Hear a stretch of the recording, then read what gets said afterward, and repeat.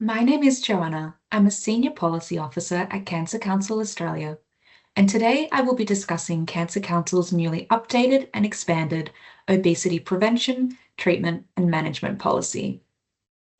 I would like to acknowledge the input of the other authors shown here on the screen, who contributed immensely to this work. I would like to begin by acknowledging the Wangal people of the Eora Nation, who are the traditional owners and custodians of the lands on which I am presenting from today, and pay my respects to elders past, present, and emerging. Sovereignty has never been ceded. It always was and always will be Aboriginal land. In Australia, overweight and obesity are now among our most significant health concerns. We know that obesity increases the risk of 13 different cancer types, and adult obesity rates in Australia have nearly tripled in the last 30 years. By 2030, it is predicted that over 18 million Australians will have overweight and obesity. Alongside this, Australian cancer rates are rapidly increasing, and so is the urgency to act, with more than 4.5 million cancer cases expected to be diagnosed between the years of 2020 to 2044. We know that we need to reduce both the cancer risk and burden, which will help to improve the long-term health and quality of life for all Australians. Public health action on the prevention, treatment, and management of obesity presents a critical opportunity to reduce Australia's cancer burden and cannot be overlooked. For some context on the work we have been completing, Cancer Council Australia's National Cancer Control Policies are our primary documents which make specific recommendations for national action by governments and non-government organisations. Cancer Council's national policies are comprehensive and evidence-based and are well placed to be used as advocacy tools, which is why it is critical that these policies undergo regular review to incorporate emerging evidence and ensure that we can support the implementation of new approaches to cancer prevention. In 2024, Cancer Council, the Public Health Association of Australia, and Western Sydney University convened a roundtable of expert stakeholders to discuss the need for urgent, comprehensive, and coordinated action on obesity prevention, treatment, and management, and this was a strong catalyst for us updating our policy. For the past 12 months, the Cancer Control Policy Team at Cancer Council Australia have been working to update the existing obesity prevention policy and also expand the scope of this work to include the treatment and management of obesity, all through the lens of cancer prevention.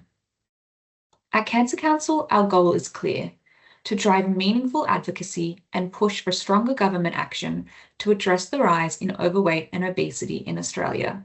That's why we have updated and expanded our obesity policy.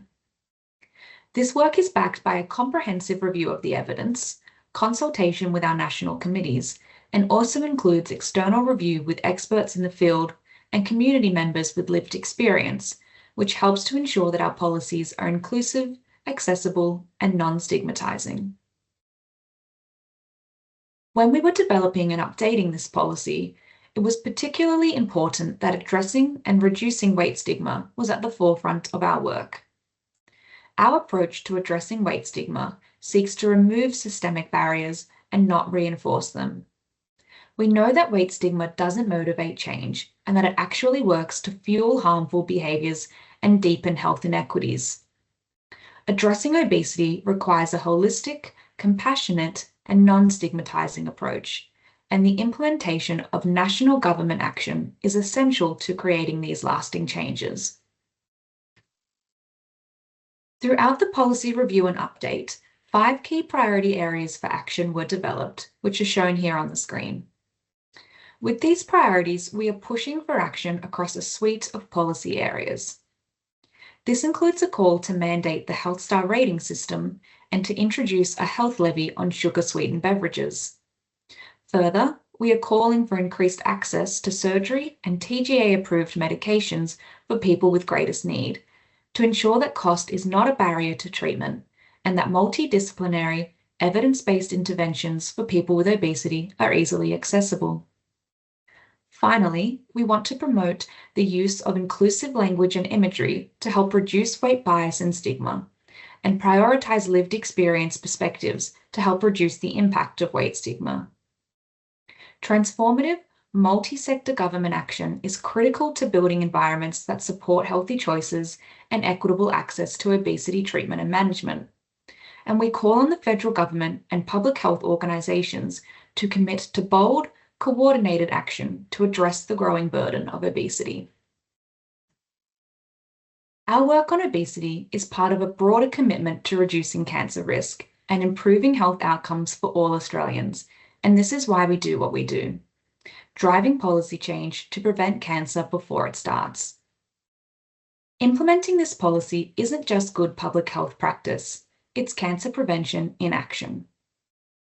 Reducing obesity and cancer rates will take bold, coordinated engagement across all levels of government, which will ultimately lead to improved public health outcomes nationwide. This work reflects the core of our policy mission: to prevent cancer through evidence-based public health reform. Thank you.